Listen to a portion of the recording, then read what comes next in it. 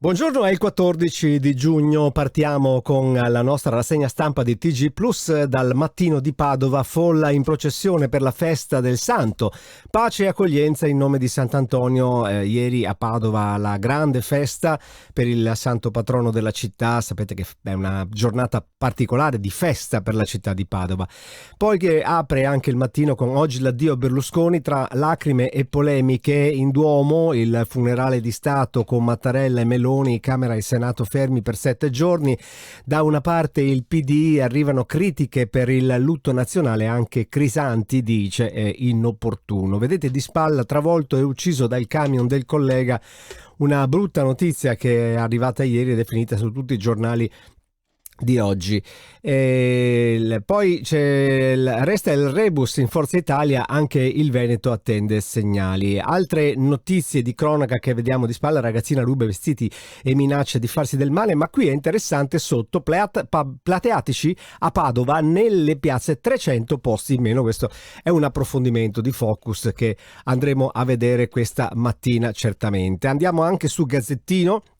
Berlusconi, la regia passa a Marina, la figlia di Berlusconi, la primogenita, gestirà la complessa partita tra azienda, politica e famiglia e sarà garante di Fratelli d'Italia, l'asse con Meloni. Oggi il funerale, attese 20.000 persone, ci saranno Mattarella, premier con governo, molti leader stranieri, poi anche una grande forza di sicurezza per mantenere l'area soprattutto in sicurezza. Il ricordo, Mestre, omaggio sulla torre, vedete sulla torre dove sul terrazzone in alto si fanno le feste, c'è questo grande LED wall che ha dato questo omaggio a Silvio Berlusconi. Il popolo di Silvio in lutto, ora ci sentiamo più soli. 6 mesi per droga, condannata la hostess trevigiana in Arabia, niente per carità, niente attentati, arresti o cose, ma come imputati la scagionano, sono innocente. E poi sotto, tra le altre notizie, vediamo Venezia, detenute ed al lavoro negli hotel. Questo sarà anche un altro importante approfondimento che andremo a vedere noi. Yiannopoulos, la procura ha processo il patron delle televisioni di Media Nord-Est, ancora per la storia di Bramezza. La faccenda va avanti, vediamo che comunque non si è fermata e chissà ancora quanto andrà avanti questo martirio per entrambi, poi, perché alla fine è un uno contro uno, ma è una cosa che va avanti da un pezzo. Andiamo a vedere anche il Corriere del Veneto, funerale di Silvio, la polemica si ferma.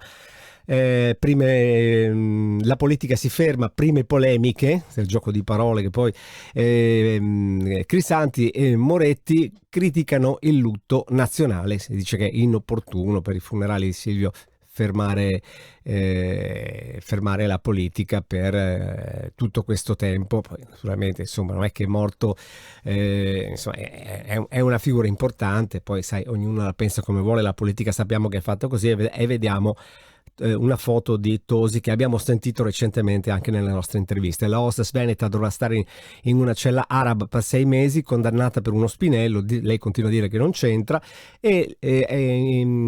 Vediamo qui una foto della festa di Sant'Antonio a Padova. Le richieste strane, anche le suppliche dei fedeli a Sant'Antonio: fai che mio marito smetta di picchiarmi. Questa è una cosa che non si dovrebbe neanche sentire. Bosco dello Sport, Cafarsetti va al TAR, e vedete che anche qui c'è la foto di Giovanni Yiannopoulos, chiesto il rinvio a giudizio per l'editore, minacce al direttore generale dell'US 7. Ricorderete, ormai è un anno che va avanti, quasi un anno che va avanti questa faccenda.